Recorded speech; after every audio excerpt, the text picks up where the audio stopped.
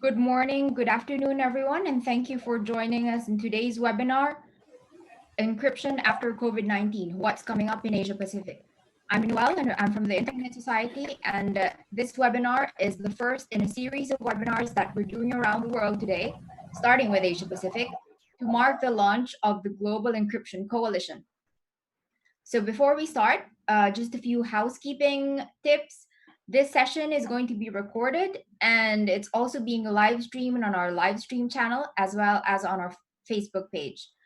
As we only have 1 hour for this webinar, we will have some timekeeping in place. And we've asked our discussants to limit their interventions to no more than 4 minutes per intervention. So to be able to keep the discussion going, I will be flashing a yellow card as a signal to the discussants that they have 1 minute left, and a red card to signal that they have 30 minutes left. So we have 5 discussants joining us this afternoon, this morning for some of our participants. We have Gurshabai Grover from the Center for Internet and Society in India. We have Nikhil Pahwa from Medianama in India. We have Hi, everyone. Chowdhury, sorry, I'm talking too fast. And Prashanth Sugathan from SFLC, and finally, Paul Brooks from Internet Australia. So I think many of you have heard of them before, and today they're going to be sharing their insights on the issues at hand. And with that, I'll turn it over to our moderator, Raj Singh. Right, thanks, Noel, and welcome everybody. Thank you very much for joining us today. And it's good to start off something from the Asia Pacific, of course, with the Global Encryption Coalition launch. Now, I guess if you've all joined us today, I suppose you know very well what encryption is and what it means to us. Now, the way the internet has evolved over the last couple of decades, one thing that has really cemented its use is, of course, people have an inherent trust in the internet. And it extends to the fact that today we use the internet and the various applications and services that run on it to do just about everything, from online banking to learning new skills to watching movies and videos and other multimedia things, and of course communicating with people. But one of the reasons we can do that with some confidence is knowing that whatever we're doing online is obviously protected from someone else. Now, that someone else could be prying eyes, it could be malicious actors, there could be a whole range of people. It could even be government-sponsored surveillance systems, for instance. But what we do, but of course, that inherent trust we have in the internet allows us to continue functioning to do these things, knowing that our information, our data, and our interactions online will be safe. However, what's been happening recently, or not so recently in the case of Australia, is that we've had attempts at trying to see how encryption can be compromised due to various reasons. Sometimes it's for national security, sometimes it's for law enforcement access, sometimes it's for some sort of covert surveillance operation, and so on and so forth. As a result, there's been concern in many parts of the world, and I think in Asia Pacific in particular, because one country in this region, Australia, of course, has enacted legislation that can provide a type of intercept on encrypted communications. Now, I won't get into the details of that. My friend Paul will perhaps speak to that a little bit later on. But the point remains that we seem to be having issues coming at us from multiple dimensions and multiple vectors, if you will, in trying to see how we can compromise encryption. Now, it's interesting today, of course, we're using the Zoom platform primarily to do this, although it's being webcast on some other platforms as well. But if you've been following the news over the last couple of weeks, there was a lot of alarm over the use of Zoom as well. So much so that a number of governments and private sector companies, some very large companies, have instructed their employees not to use Zoom. And the reason for that was because there were reports saying that various parts of the Zoom's end-to-end encryption was not quite end-to-end as people had thought it would be. So there were obviously privacy and confidentiality issues that started to emanate out of that. Now, Zoom, of course, has tried to rapidly respond to those issues and tried to cover its bases in the number of concerns that we raised. But the point is not what Zoom was doing, but the point is the fact that people were so alarmed by the lack of encryption and confidentiality using Zoom that they took the action, including governments. So sometimes it's a bit of an oxymoron when the the government itself wants to compromise encryption. So on the one hand, we've had governments tell us that we want to have access to encrypted communications, but at the same time, when they use the same systems, they are warning people, hey, it can be compromised, so don't use it. So, a bit of an oxymoron in that. So with that short opening, I'd like to today discuss a few things.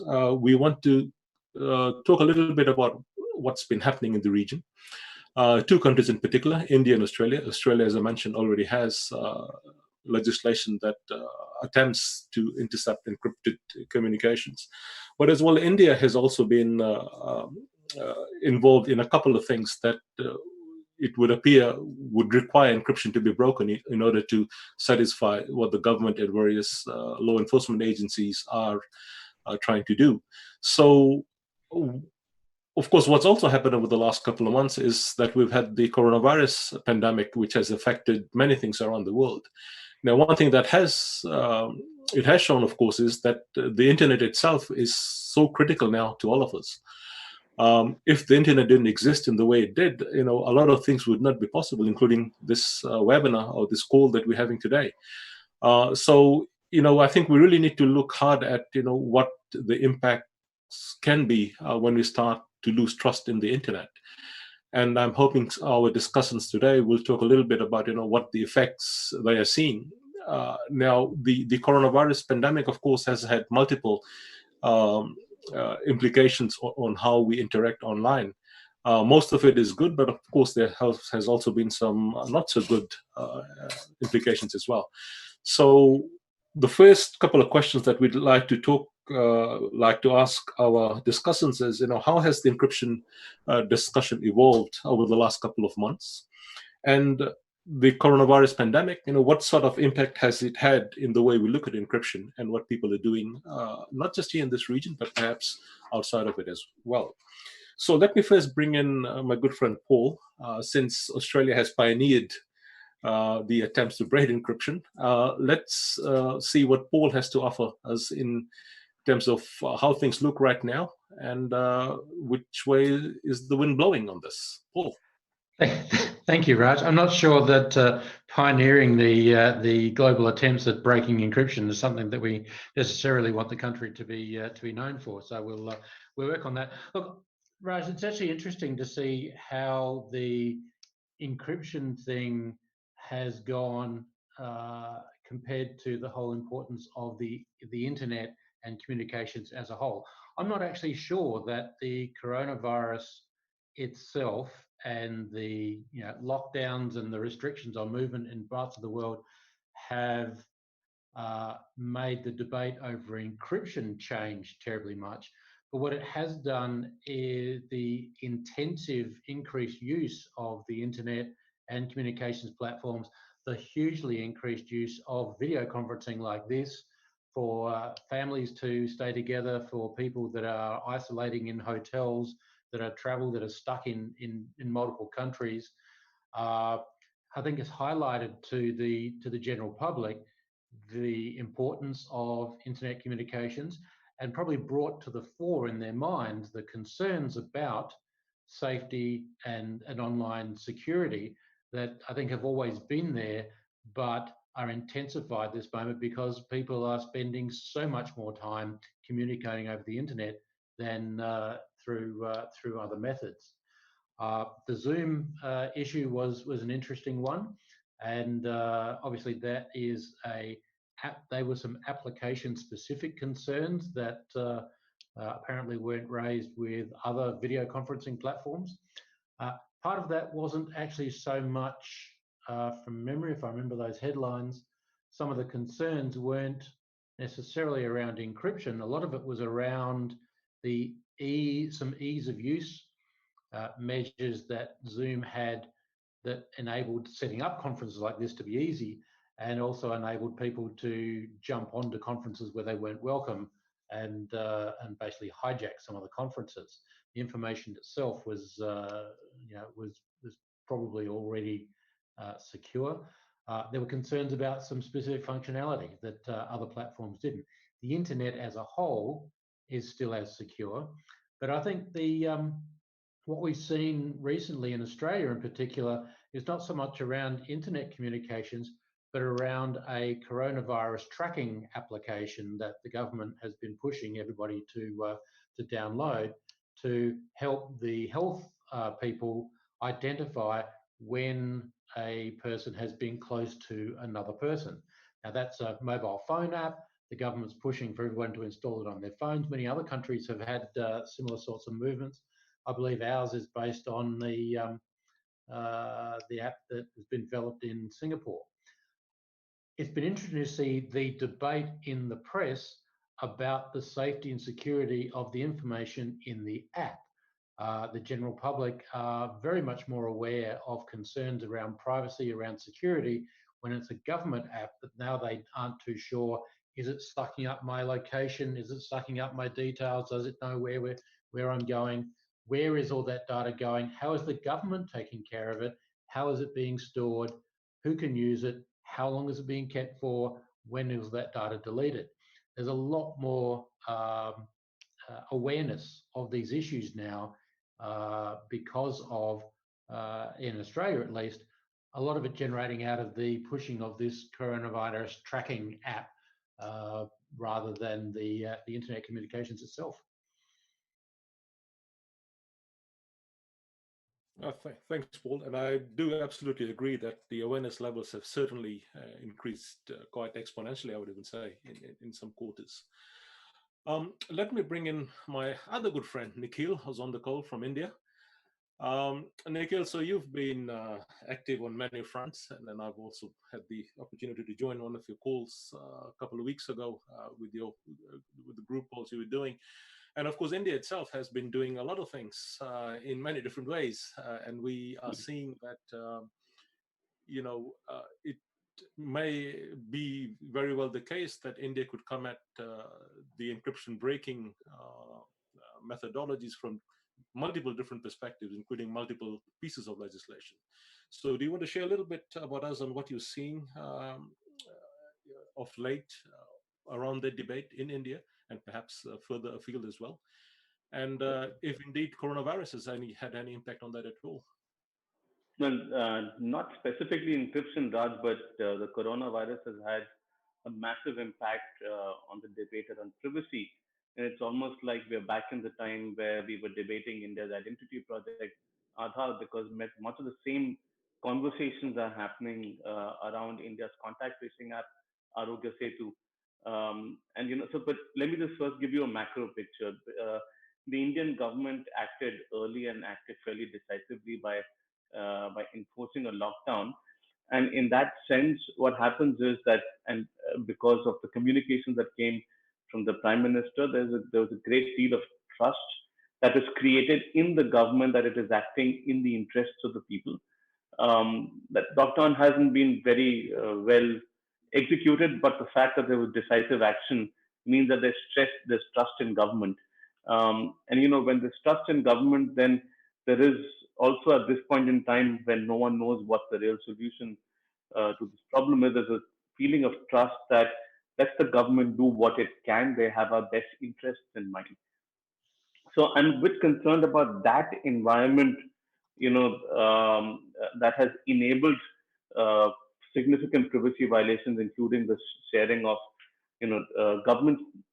state governments putting up websites with contact details of quarantine patients, the usage of drones, the usage of facial recognition. That environment that's now created is a trust the government. I think that lends itself to a post-COVID scenario where that there will be a lag effect of that trust, and that might actually negatively impact the encryption debate, which has been raging in India for the last 2 years. And it's also been very tactical how the Indian government has approached it. They said that we want traceability in messaging, but we don't want to break encryption, or we don't want to break end-to-end encryption. Now, end-to-end encryption, if you bring in traceability in end-to-end encryption, you're going to break encryption. You can't have end-to-end encryption, right? So, but at the same time, they're saying we support encryption. So, as it was with Aadhaar, they said that the data is encrypted both in when it's stored and when it's done in transit. In the same way with Arogya Setu, which is India's contact tracing app, I've heard this being repeated by many government affiliated people saying that the data is encrypted. So on the face of it, India is supporting encryption, but also I think the lag effect, especially in case of national security or in case of child protection. There was a huge case a couple of weeks ago where there was a group of kids, school kids who had an Instagram group where you know uh, there was salacious content there. So this is child protection. I think is going to be a huge theme going forward, and so is national security. And the trust in the government basically means now that that will get a far stronger amount of fillip and support. But on the flip side, I think what we're very happy about is that people are constantly questioning the government, at least civil society and those who can are questioning the contact tracing apps from a privacy perspective. And and indeed, I do agree about this issue that, and I think we're seeing that around the world, here in Australia as well, where the government has said, trust us, we need to trace, keep track of people who are infected, and therefore, allow us that openness to your privacy. Now, of course, the concern that I think a lot of people have is that will that then become the new normal? I mean, under the guise of this, let's be open about our movement so we can protect the rest of the population. Of course, we want to ensure that the health of the country and the countries remains intact. But what price do we pay long term in terms of what will happen to our privacy? So right. maybe, So Raj, in just very quickly, in that the way we've sort of approached it is that we've said that it can't be an all or nothing scenario. So you can't when you don't have a crisis, you have all your privacy. When you have a crisis, you have none of your privacy. So we've tried to create norms so that it's even in a state of exception, there are some things that need to be done. And I think that's the conversation we need to have, and that's the conversation we need to take out of this crisis thing. You at least have to do these basic things before you start violating our privacy. and then I hope we don't end up glossing over that bit and moving on after COVID sort of passed. So so let's hold that. I think we can discuss that a little bit later on in the open discussion, and then maybe explore that a little bit more. So could I bring in Gurshabad? I hope I can't actually Hi. see on the screen. Gurshabad, are you there? Oh, there you are. Sorry, Yes. I scrolled my screen. I need a bigger screen, obviously. Noel, hint. Another screen, please. The so from where you sit, Gurshabad, the NICIS has been involved in this space as well for a number of years. How are you seeing this debate evolving, and are we heading towards a new normal, perhaps, which none of us perhaps are looking forward to, at least from the privacy perspective? So I think the encryption debate, which sort of has been going on since the 90s, when it was called the first crypto wars, etc., I think we're just seeing a relentless continuation of that debate without, I would say, much advance into what we call like a more nuanced discussion about the debate. The sort of recent trends that I've seen, and this is, I would say, true for India as well as the United States. So in December 2018, when the Ministry of Electronics and IT in India released a set of guidelines that intermediaries have to follow, and in India, these intermediaries are defined very broadly as any online service. So this is applicable to internet service providers, messaging apps, social media platforms, etc. There were two requirements that sort of pose a threat to the use of end-to-end encryption in particular. One of the requirements was that all intermediaries will have to deploy automated tools to filter content. And the second sort of requirement was what Nikhil mentioned, which is the traceability proposal. And the what essentially in the traceability debate is what we've seen is this duplicity almost, by proposing something that will compromise the practices that end-to-end encrypted services deploy, but at the same time maintaining that encryption is important to security. And what we saw is something similar in the US, where clearly there is no longer a direct act on end-to-end encryption. These are more subtle ways of attacking the same thing. So in the US, there is, of course, the Earn IT Act now, which is a proposed bill, proposed legislation in the US, which empowers the Attorney General to propose best practices that some of these platforms will have to follow. And as Techdirt called it, it's a backdoor to a backdoor. You do not clearly ask these platforms to not deploy end-to-end encryption, but you impart certain authorities and target specific certain services so that end-to-end encryption and our private communication is no longer the norm. And another sort of trend is that the attention of states is being diverted to some particular major platforms. To sacrifice the privacy of the public at large, you no longer need to attack end-to-end encryption in general, when you can just say, WhatsApp, please do not use end-to-end encryption. That automatically puts several millions and billions of users at risk. And I think what governments around the world have been doing is finding a source of strength in each other when it comes to debates like these. So that's why I'm very happy to see the launch of a global encryption coalition. Because even in India, when the traceability proposal was under discussion, the governments of the UK, the US, and Australia were writing to Facebook to say, please do not deploy end-to-end encryption in Instagram and Facebook Messenger. And clearly, officials in the Ministry of IT here saw that as sort of an approval and of their own proposal of traceability.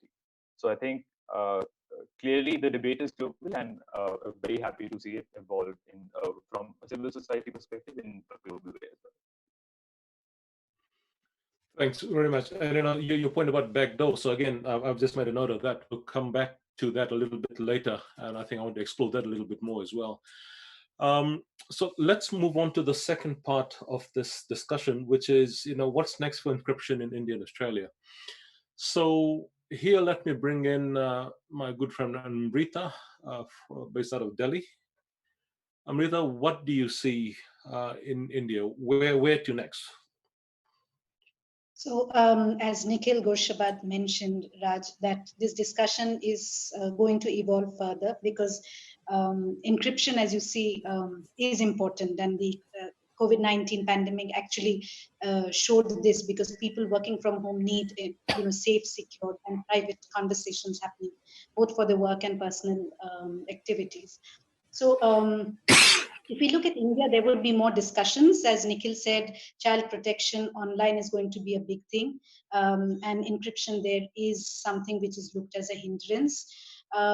If we look at what we need to do, is we need to have more conversations on it, perhaps more capacity building between law enforcement, decision makers, and policy makers, as that encryption is not bad and it need not be broken.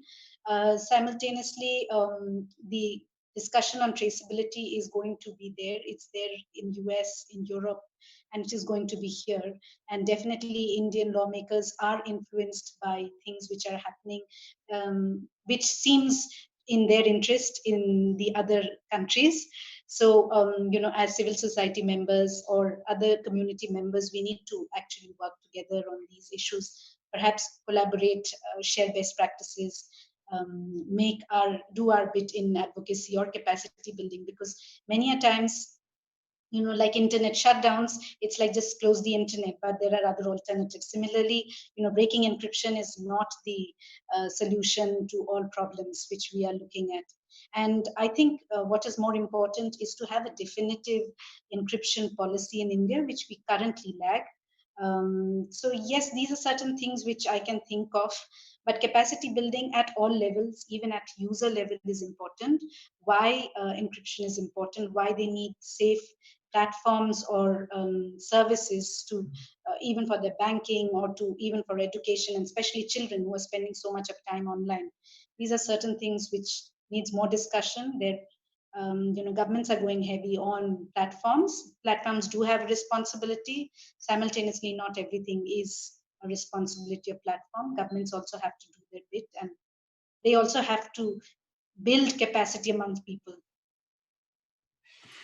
Indeed, so you mentioned kids, for instance, and education. So that's got me thinking. Looking at the various e-safety online initiatives a number of governments in the region have had for school children, for instance, they are starting to talk about obviously privacy issues. Don't share your location. Don't talk to strangers online as you wouldn't to them offline, and so on and so forth. But I'm wondering, how would we tie the encryption debate as part of that privacy angle? Because that, I think, is something that I see missing, right? I mean, we talk about privacy, we talk about data protection, but what we don't talk about is how do we actually get there? And largely, it can be via encryption, of course. So any thoughts on that? Yes, so we did a survey of 5,000 children across 5 states from CCOI. And what we found from the survey was that children are worried about themselves online, and about 47% had faced some kind of issues online, and they want safe spaces to do things. They know about the challenges. Of course, sometimes they do go haywire, but they want safe platforms where they need to where they could converse. And that is why the capacity building amongst not only the parents but also the their support system in terms of education, the teachers and schools, they do not really know about encryption and why it is important. So building that ecosystem across the children to build their capacity on it, it is just not don't talk to strangers, but whom do you talk to, how do you do, is your network safe? And even parents and caregivers, because they don't have literally any clue. Even the educated parents don't know what their children are doing online. So I think it's a ecosystem capacity building which needs to be done. Platforms have a part to play. Government also has, like you have for cigarettes, that this should not be smoked, or those kind of things. If those kind of advisories, small interesting tidbits come up for children and they are smart, they would learn from it.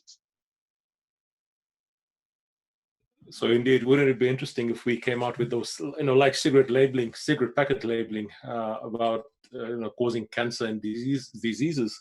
The lack of encryption could also cause you a lot of pain. Interesting. So let me bring in Prashanth. Prashanth, thanks for joining us today. How do you see, how do you see things going forward in India? And of course, you may also want to speak a little bit to the previous questions as well, in case you have some thoughts to share on those.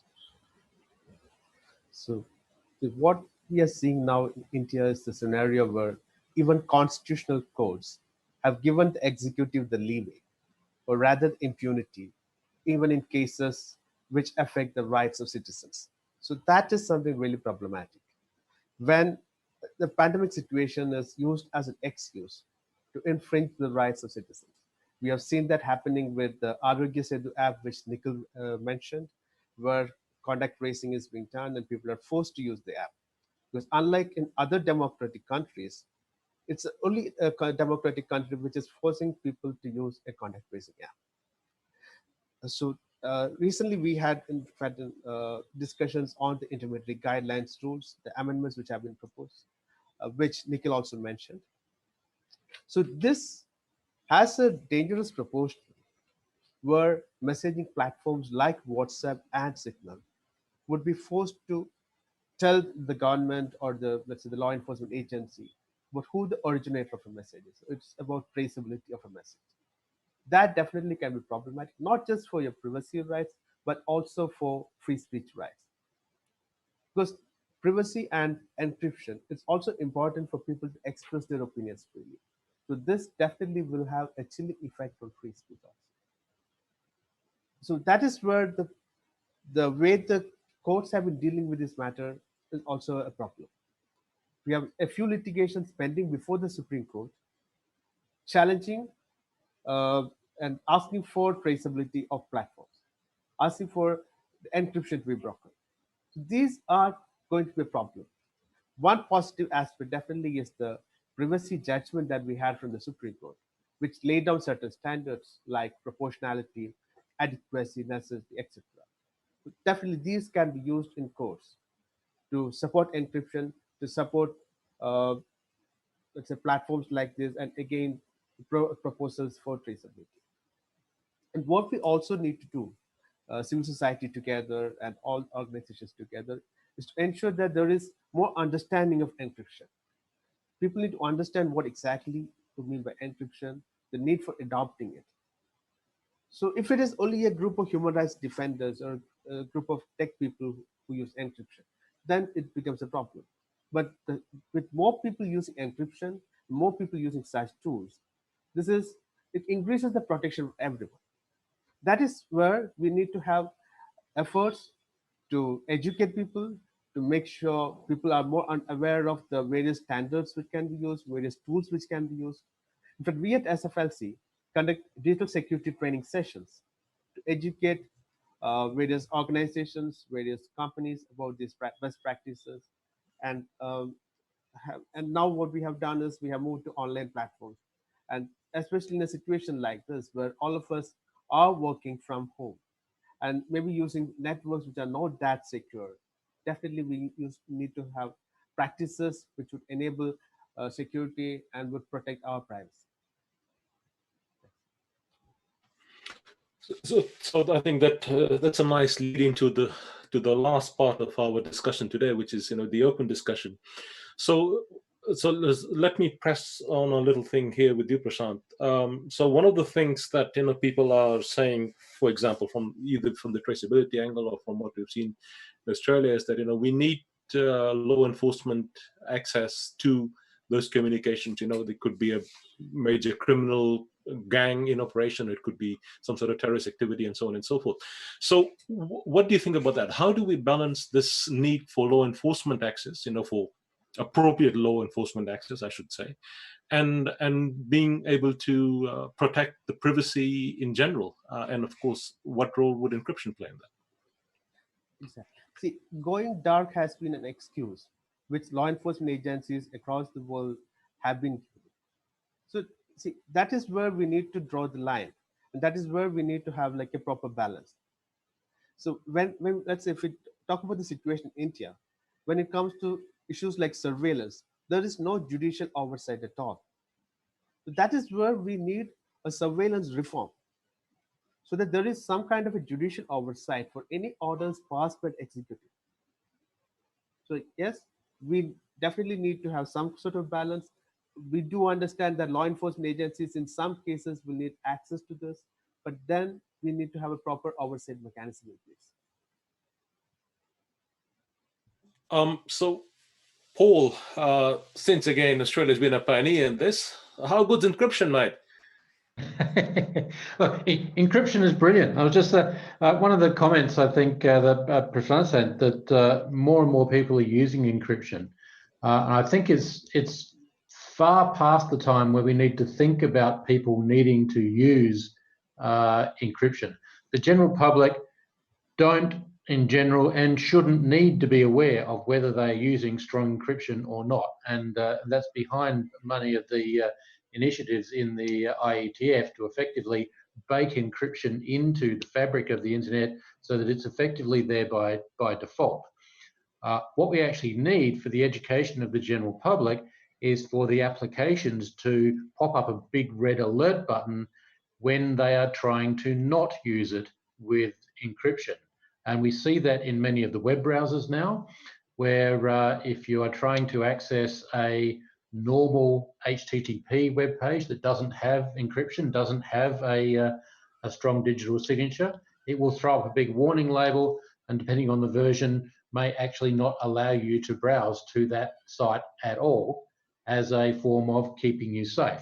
This is also educating the general public on the importance of encryption being part of their everyday usage of the internet without actually having to be aware of it, without having to explicitly turn something on or off or do anything for it.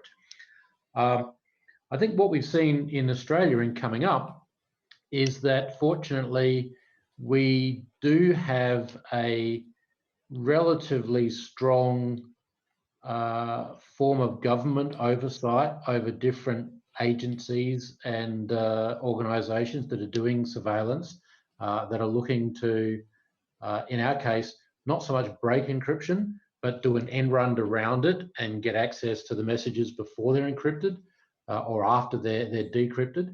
Our government seems to have recognised that the fight over the last decade or so in the IT industry to educate the government that breaking encryption on the fly as it travels through the network is a bad idea. Instead, the assistance and access laws that have been introduced in Australia are all about giving the police and the agencies powers to search through your phone, search through your device, search through your browser history of the devices and see the data, to see the messages that you sent to your colleagues while you were planning your robbery or whatever it was you were doing, to see the messages in your sent box, to see the messages that are visible to you when you open the app as a user, which of course is after the decryption has happened or before the encryption has happened. They're actually not looking to break encryption at all, but they're looking to get access to the data either side of the encryption process. Now that's both a good thing. It's recognition that the fight over the last decade has by and large been won in this part of the world, but also raises just as many concerns around privacy and security, now not so much of the communications, but of the platforms and devices, and that term that came up earlier, backdoors.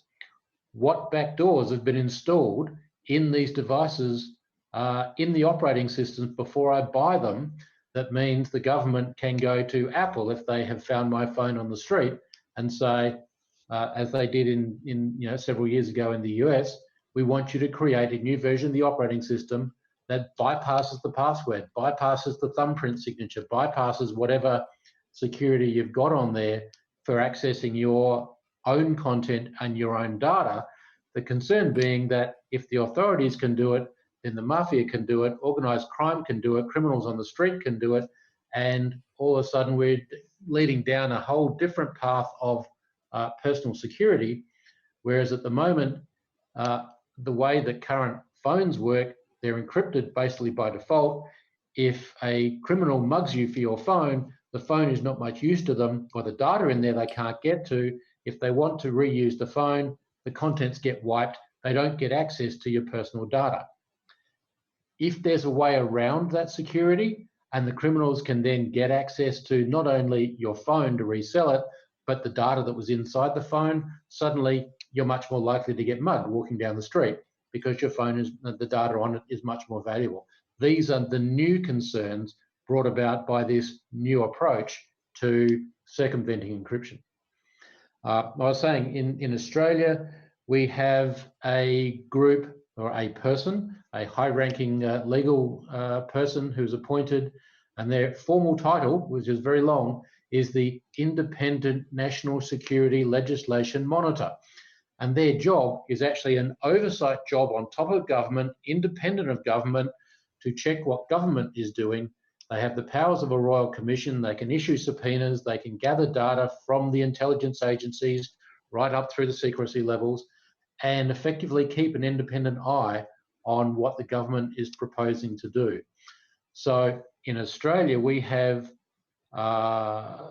good hopes that some reports that are due to come out of that body in the next couple of months will make quite significant changes, quite positive changes to the Australian encryption or decryption laws and create a much more balanced framework and a much more reasonable framework for getting access to private data. Right. Nikhil, I'll bring you in. I think you wanted to make a few comments, but as well, I'm going to ask you a question as well. So you have your comment, but also a question. How do we make a safe backdoor? Sorry, how do we? Make a safe backdoor to encryption. That's one of the points I was going to make. That the argument that's being made in India, including by retired army personnel, is that we don't care if there are bad actors. We need to be able to break encryption to get access to them. And so, a lot of this debate is about proportionality, saying that privacy is a fundamental right, but there are reasonable restrictions, and we need to be able to access those people. How we access the people is your problem. But when we want to access, if you need to break encryption, you need to do it. Now, how do you deal with that situation in a circumstance where the platform architecture itself doesn't allow access to that information, which is the end-to-end encryption problem, right? So I think the solution that we're looking at is that you need to allow platforms to only make a best efforts basis. It's not like the police doesn't have access to can't get access to metadata and other information without actually getting access to those messages. The problem with backdoors is that it's a disproportionate response because they end up making everyone less secure, and you can't make people more secure while making them more vulnerable. Indeed. Prashanth, you had something to say, and Yes. Noel, after Prashanth, perhaps you can join us for some of the questions from the remote participants. Thanks. I just want to add to what Paul said about how encryption should be the default, with respect to the message I made about how we need to broad base this. See, I'll just give an instance. When we had this conference among South Asian nations with various civil society participants, one of the participants from Bangladesh remarked that he will never use encrypted email because the moment he uses an encrypted email, his government will be suspicious. So that's the point that we want to make, that yes, we need to broad base this, make sure that this becomes a default, so that then nobody becomes suspicious for he uses encryption. Thanks, Raj. Great.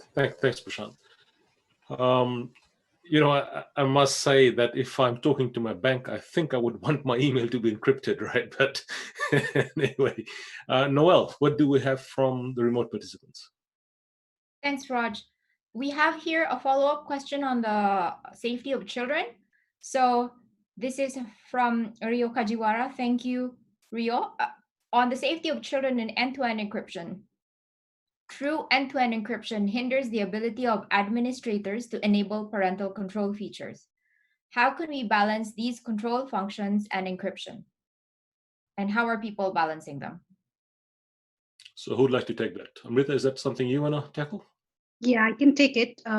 So many of the platforms today are making a version for children. For example, Facebook also recently introduced a messaging for children. Google also has it, the children version, which unfortunately parents do not know or do not emphasize the kids to use. So if they are using the child version, definitely the privacy settings and many of the security measures are completely different from those of adults. So I think that is something which should be promoted. Parents should be aware of which mode the children are using it. So that gives a certain amount of security and protection for children. And especially in the US, etc., the amount of data which is captured or how much it is used for advertising is also limited by the platforms.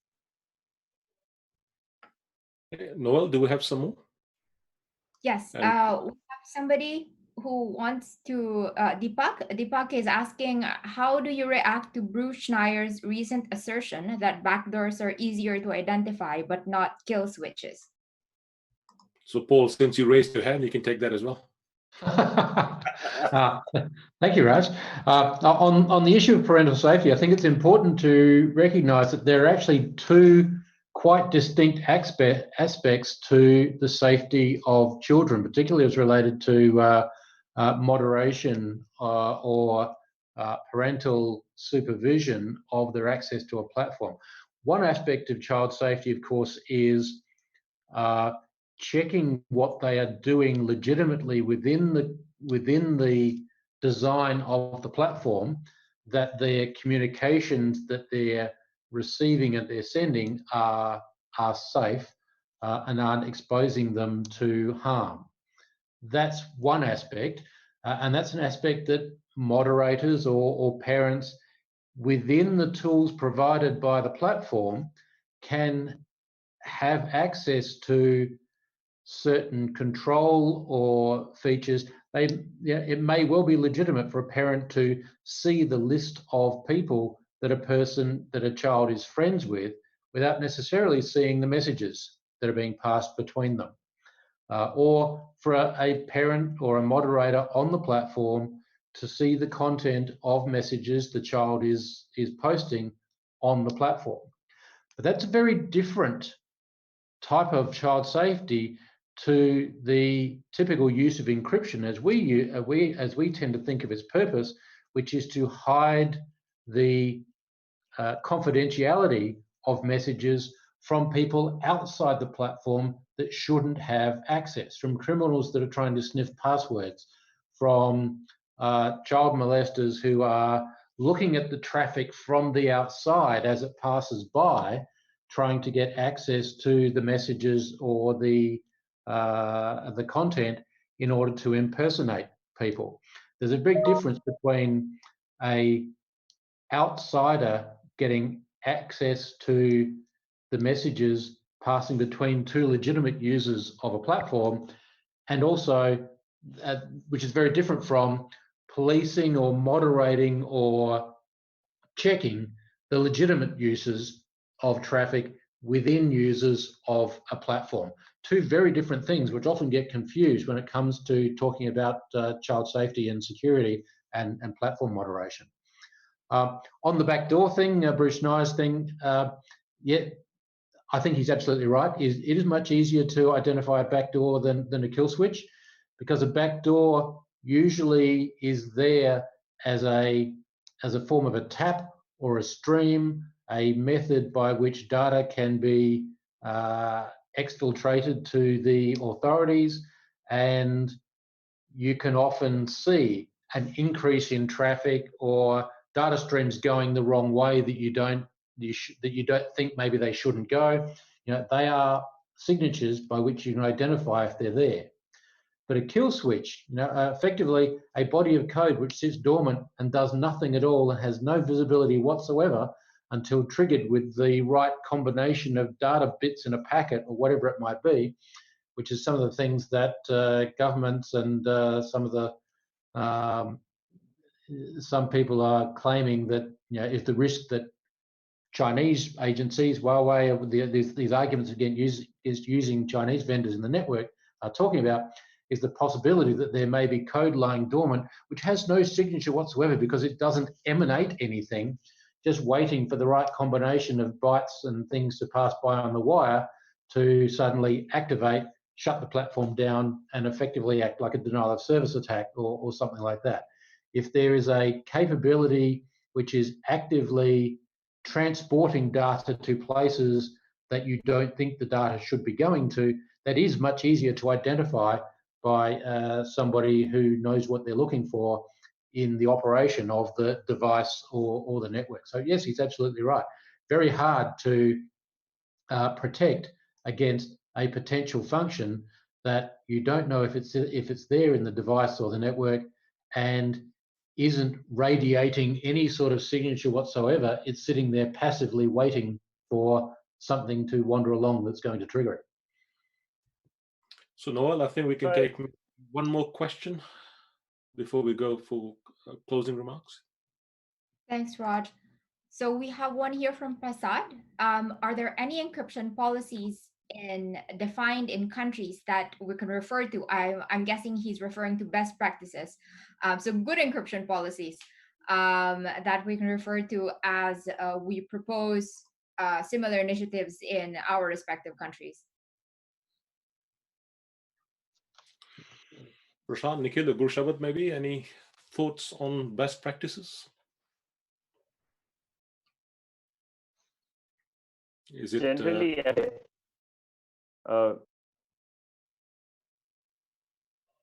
Yeah, go for it. Okay, yeah.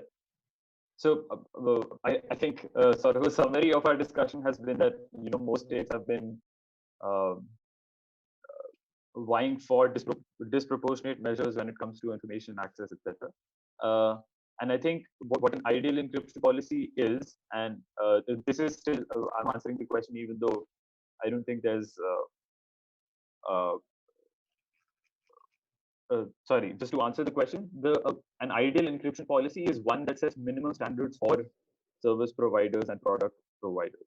And some of the best practices we've seen in this is when it comes to security of Internet of Things and privacy of Internet of Things, where a threat was identified early on that in order to manufacture cheap devices, manufacturers were foregoing good security and privacy practices, and therefore legislation in certain states in the US, for instance, plugged that gap very quickly and said, if you're using this sort of device, then you need to have this minimum standard of encryption. And those, I mean, the technical details sort of vary whether on the encryption scheme you're using, but an ideal encryption scheme only sets minimum standards, and in that way also doesn't stop innovations when it comes to cryptography.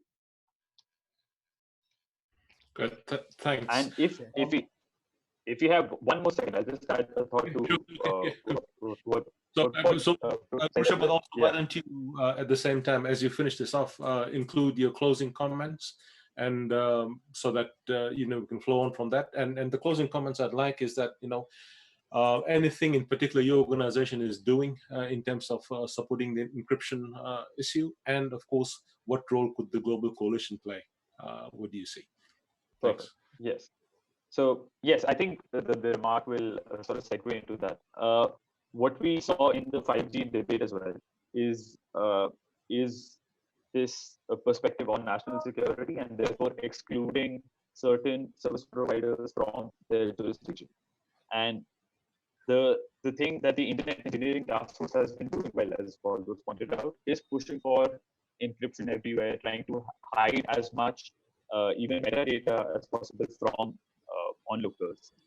The same thing has not been true for the 3GPP, and I'd say the ITU to an extent, where all our telecom standards are just completely lack good end-to-end security.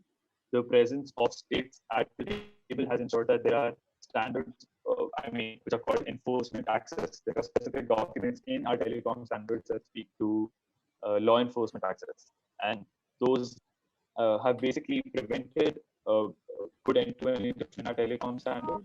So therefore, even the 5G debate is a result of states actually not focusing on security and then crying out aloud about national security. One of the things that the Global Encryption Coalition can do, and I think how I envision its role, is sort of globalize this debate, because these particular elements that are cropping up everywhere, some legislation in Australia, some delegated legislation in India that we just discussed, almost every country has a provision that allows for law enforcement access from online resources. What our job is to advance a very narrow and restricted reading of it, so that it's in line with some of the jurisprudential principles we've discussed of necessity, proportionality. And as I said, the states are deriving strength from each other when it comes to these debates. So civil society actors across the globe should also derive strength from each other and share their work as we move on. We have a paper upcoming on traceability that I hope everyone finds useful, and CS continues to engage on all and advanced sort of international rights standards on privacy and information act. Okay, great. And perhaps you can circulate the link for that, and we'd be happy to pass it around to the participants on your paper as well. Prashanth, could I have some closing comments for you? You're muted, Prashanth. Sorry about that. Okay. The starting point when it comes to issues like law enforcement and their access could be the necessary and proportionate principles proposed by human rights organizations across the world with respect to surveillance. That could be a good starting point. Yes, organizations all across the world need to work together on the issue of encryption, making people aware. making people more privacy conscious and aware of encryption standards, etc., and various tools. That's one area that we at SFLC are focusing on, conducting various digital security training sessions for organizations and individuals. We're also doing a study as such on encryption with statutes across the world, an interjurisdiction study, specifically with respect to traceability and encryption in India. Okay, thanks, Prashanth. Thanks for your interventions today. Amrita. Thank you, Raj. Last comments, this discussion is going to continue, and platforms such as the Global Encryption Consortium can actually help in exchange of information, best practices, so that, when governments somewhere are trying to do something, there are people who can help you with the kind of information which you may need in your arguments. There is a need for more capacity building amongst the decision makers, that encryption is not bad, and also giving them certain solutions. For example, if you're talking about child protection online and we are saying, okay, you cannot break encryption, but there has to be some kind of a solution given to them as to what can be done to mitigate the risks of children online. Only saying no will not help, but what could be the options is something which perhaps needs to be explored. Okay, thanks. Nikhil? So, Raj, firstly, encryption is seen as something like magic.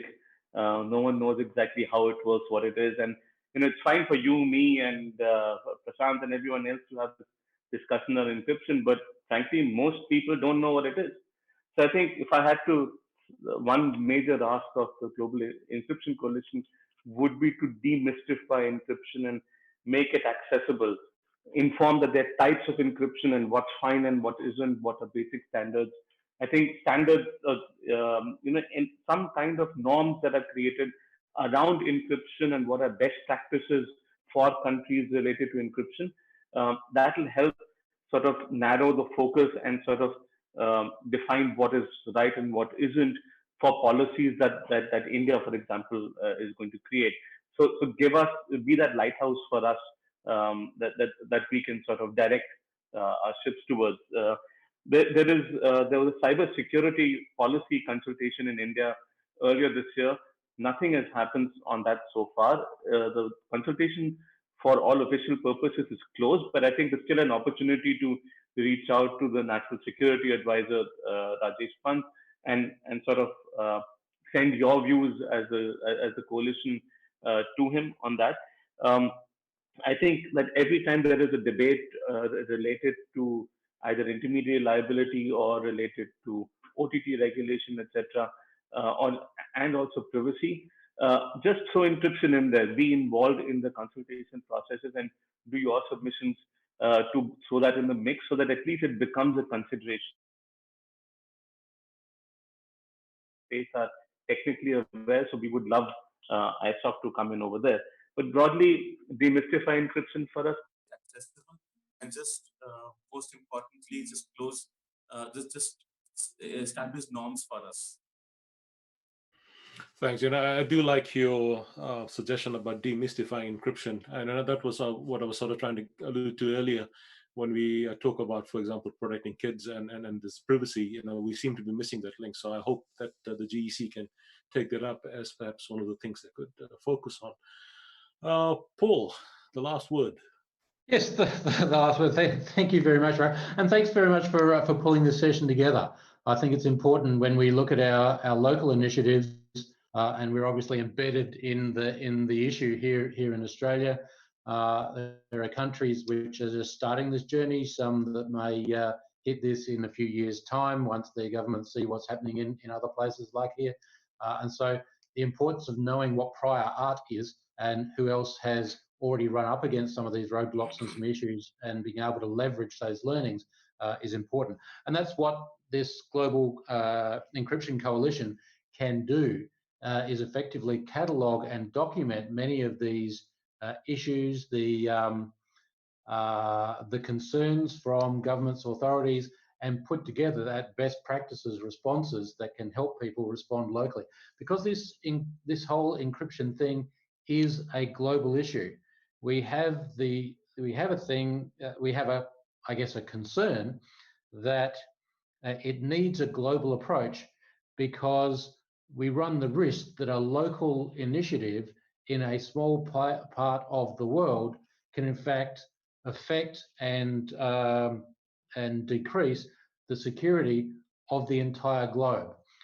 One of the areas that's been part of the debate here in Australia with our laws is the reason why Australia is doing these laws is because they could never get it over the line in the US. But now that Australia has these laws, if the US wants to take advantage of them, all they need to do is ship the bad guy's hard disk to Australia, get the Australians to do it, and then ship it back again. Local local initiatives that a tiny pocket of the world might do has the potential to affect the security of the entire globe, and that's why a global approach, a global looking glass, a global microscope on these initiatives all over the world is so extremely important, and why we're so happy to see this global encryption coalition kicked off and to contribute to it. Thanks, Paul. And indeed, the extraterritorial effect is something which is also concerning, and I think we've seen that in the past in other matters. So indeed, what the impact or the butterfly effect we could have, we don't quite know. With that, I'd just like to invite people who have been on this call here. The Global Encryption Coalition, of course, is the official launch day today, and we'd invite you to join if you wish your organization to be a part of this coalition. And for that, I will hand back to my colleague Noel, and she can tell you how you can do that. So Noel, and thank you very much to my panelists, and of course to all those who attended today. We really appreciate your time and your effort, and we look forward to continuing the conversation. So Noel, over to you. Thank you, Raj. So just very quickly before we go, we'd like to encourage the organizations in this webinar to please check out the Global Encryption Coalition. You can visit the website right there, and you will find more information on the coalition and how to join. So this brings us to the end of our webinar. Thank you very much to our moderator as well as our discussants for making this a rich and insightful discussion. And thank you to all the participants for joining us and giving us your time today. We hope you enjoy the rest of your day. Goodbye. Thank you. Thank you. Bye. Thank you. Bye. Thank you. Thank you. Bye.